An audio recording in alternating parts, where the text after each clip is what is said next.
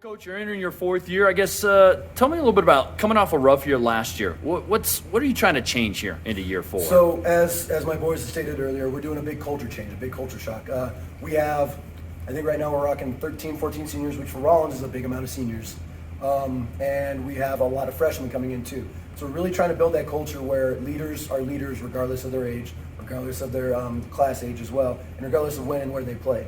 Really trying to push to these guys and press to these guys how important it is to understand that everybody's role may be different, but everybody's role is just as important as anybody else's. That way they understand that it doesn't matter if they're on the sideline or if they're in the game, they're starting quarterback, that they're just as important as each other. And everybody can be interchangeable as long as we play together. And that's been our big culture change this year versus last year. We had a lot of selfishness, not across the board, but just enough that we kind of imploded from the inside out. Gotcha. So with that culture change, I know it's early in practice. Have you seen positive steps in that direction? Oh gosh, yeah. So me and a coach that's been coached with me for 3 years had a discussion about it this morning, and we have never been more excited just for the leadership that we have. And as every coach knows, you can have all the talent in the world, but if there's no leadership and they're not really a group and they're just a bunch of different groups gathering together, that's going to be a tough year. And this by far will probably be will be the most fun year I've ever had as far as coaching goes, because I have guys that want to get better, that push each other, that ask questions, that will do anything they possibly can, bench or starter, to make us successful. Talk about football in the 3A East. Kind of describe that for me from your perspective and what you've learned here over the first 3 years. I've learned that 40 guys isn't enough. That I don't know what Douglas does or what they have in the water, but I'd like 150 guys on my sideline. That would be fantastic. Coach Rhodes does a great job by far because he has that many kids out. So I gotta figure out what he's feeding those kids to get them out or to get them as big as they are. That's another thing though. I mean, everything is a little bit different. A lot of spread all the way around. Got to travel a long ways, and that's okay. Yeah. But it's usually we battle on our side a lot to go over and play Cody and Jackson and Star Valley. And I mean, it's not a different brand of football, but it's just a different, almost type of lifestyle over there. Right. And when we battle here, we battle on our side, and we go over there, and it's just an eye opener a lot of the time. So how do you kind of even that out a little bit, so that you're not as awestruck when you're playing those powerhouses from the West? We just have to continue to rock each other's world on the East. We have to do new things. We have to put in new wrinkles because we don't have the size that some of those farm kids have. And man, I wish we had farm kids. But we don't. That's the reality. So we got to use what we have to our advantage. And that's our big piece on this side. We're skinny, we're little, we're faster. We got to use that.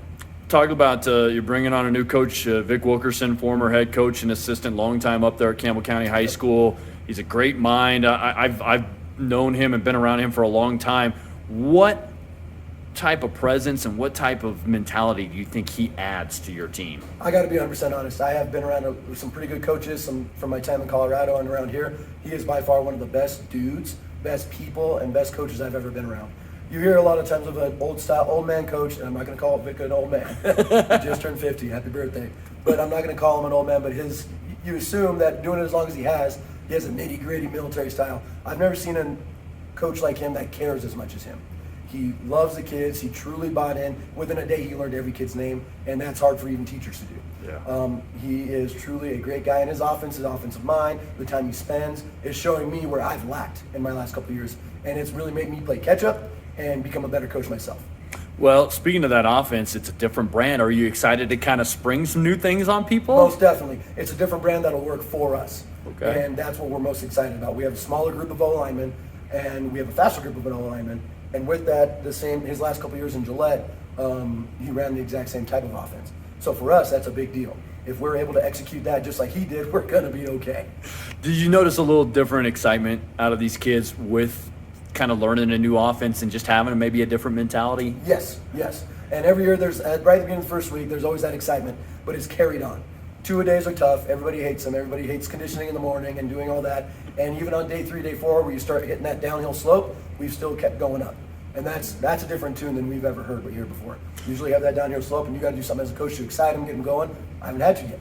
And that's different for me, but that's also, I got to take a leaf out of Coach Wilkes' book and run with that because he's doing something right. Yeah.